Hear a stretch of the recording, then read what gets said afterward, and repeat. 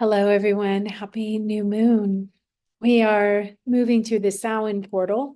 We're moving into this new chapter, and I've done a lot of recordings for other groups and other people, but I wanted to do something for all of you, this community, the Cosmic Compass community. You can consider this my little love letter to all of you. There's so many of you that I want to thank for being present in my life, for being present in this community.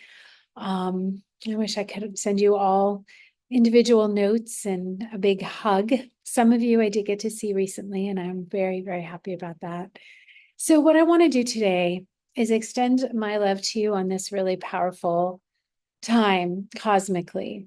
We are here in this moment living into a possibility. And some of the possibilities are about releasing. Some of the possibilities are about moving forward and leaving part of the past behind. And I know that for a lot of you, when I say that, that brings up a lot of, like a little bit of anxiety. What I want to say is that leaving things behind, you already know what those are. And some of those are internal. A lot of those are internal for me, beliefs or behaviors that I know are not supporting me. Sometimes we are being asked to leave behind something greater. I've recently moved. This is the new space, and I'm really happy with it. And moving, any kind of moving, whether it's inner or outer, takes a lot of energy. It takes a lot of time, and it does take some integration. So we talk about the Scorpio new moon as something that's really transformative. What does that mean? Sometimes these words, we use them so often, they get lost. And so, what does it mean to evolve? What does it mean to grow? What does it mean to shift? And that's what transformative in this case really tunes into. And there's a level at which great healing is available. And particularly today, time to connect with ancestors, time to connect with both any spiritual lineage ancestors, DNA ancestors, for some of you, horse ancestors, for some of you, dog ancestors, cat ancestors, star ancestors. What does it mean to connect with our ancestors? It means to take a moment and reflect, to honor the ground upon which we stand and all those that came before, and to honor this body, this temple, and all that came before to get us here in this moment. And then from there, you can do whatever feels right for you. If I had pictures of my grandparents, I would show them to you, but I don't. But I have memories.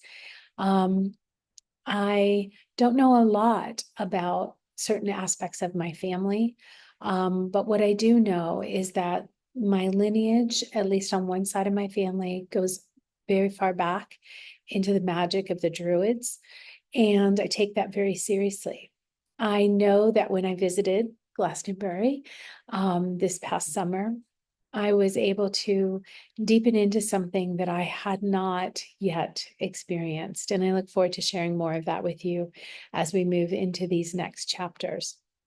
With Pluto moving into Aquarius, my guess is that we will be called into groups that will allow us to be more present with both how we've grown and evolved, and also how we feel we can support the collective or support our communities or our clients, our friends, and our family.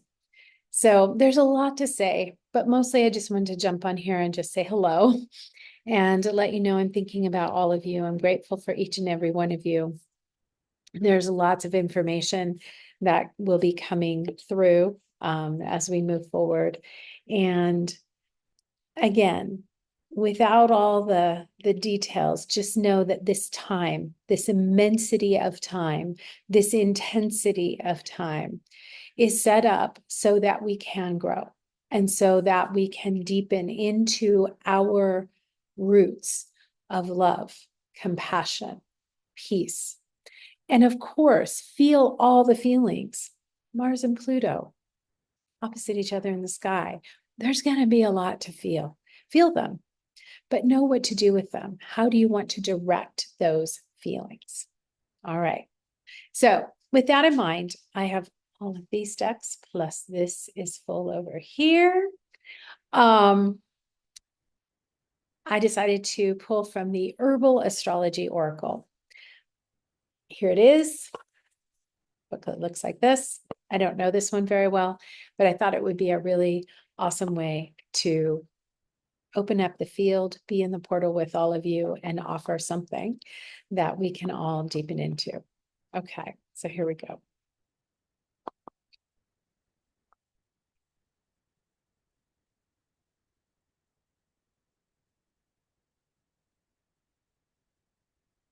Okay, this is something I don't know anything about, so this is fun. We're all learning.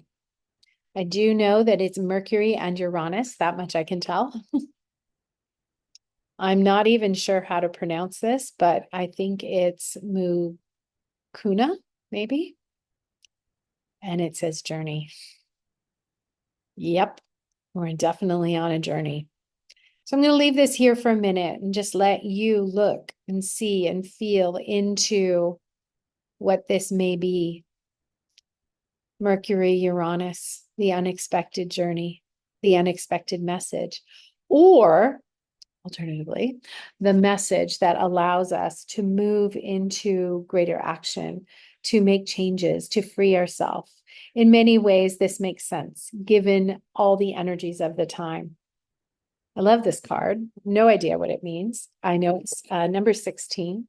I know that I am going to be very careful here. I don't want this to fall. And still getting used to the new place and how things are working here. Okay. So I'm still not entirely sure how to pronounce Mukuna. All right, we'll start with the state of transition, leaving behind what is familiar, moving toward the unknown, connection to the higher mind, trusting a higher consciousness. Well, I think that pretty much sums it up. If we're struggling, so some of the shadows for this might be choosing comfort, lack of trust in the unknown, resistance to change, and lack of spontaneity. I can relate to all of those in a sense, because I think, holding on and trying to create comfort or security is a natural human response, particularly for me. So I can also relate to leaving behind what is familiar on different levels, not just the move, but, all kinds of ways. Moving toward the unknown. We are all moving toward that for sure. And trusting a higher consciousness. And that is for sure something I'm feeling today. So I will read just a little bit about this. Apparently, Mukuna has beans, and they are roasted and ground to make a coffee substitute. Okay. Healing remedies. In Ayurvedic medicine, it is known as kapakachu and used to treat parasite, stress, anxiety, rheumatic disorders, menstrual issues, diabetes, and even cancer. In India, it is considered an aphrodisiac, a menstrual promoter, uterine stimulator, nerve tonic, and blood purifier. In traditional Chinese medicine and Taoist herbal tradition, Mukuna was categorized as a vital essence or jing, enhancing herb. Plants that fall into this category are immensely rejuvenating, which, by the way, I want to say the whole Pluto energy, we talk a lot about the letting go, but it is also extraordinarily regenerating. Being in the Scorpio new moon is a regenerative energy. Yes, there is some letting go, but there is this deep, profound well of more of that energy that rises from within us. And this is something I want to bring to you more as we move forward into the next era, how to really work with that energy. Okay. So very restorative for the nervous system and the hormonal systems. This is pretty cool. It has something that helps the brain release dopamine. And it is ruled by Mercury and Uranus because of the brain connection. And the guidance, it says, you may be in a state of transition, about to leave familiar territory and initiate a new journey. Something in your gut is telling you it's time for a shift, to enter into a new physical space, or a new field of awareness, or both. Hey, how about that? The powers of Mercury and Uranus oftentimes appear as spontaneous opportunities out of the blue. I just was just texting with a client about this. This is fascinating. This is the power of the higher mind, magnetizing opportunities that match your spirit's frequency. Okay, here's the line for me. Don't resist the journey in the name of comfort. All right. Sea of opportunities lies ahead, and there is tranquility within that. Let go of whatever is holding you back, be it from the past or the present, and hold your gaze steadily into your future self. Okay. So here we are today. I want to wish you a very happy new moon. Stay present with now. Over the next couple of weeks, I'm going to share a little bit more about an upcoming workshop about 2025.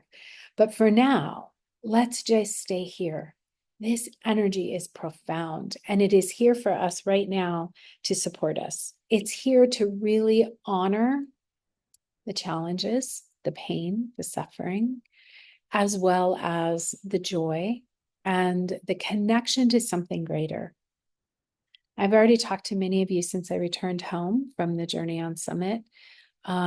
It's been a busy week. It will continue to be a little busy today, but thank you for letting me take this time and for listening to how we are connected through the cosmos. And it's funny, I'm just listening to my own words. I'm thanking myself for letting myself take this time and thanking you for listening. All right. As we move through this new moon today, if there are connections with ancestors or those that have passed over, feel them, be with them. I have felt several presences over the last 24 hours for others, but I am aware today that it is important for me to sit and be with my ancestors as well, and those that have passed on. All right. Mwah. Thank you all. Have a beautiful day, and we'll see you again soon.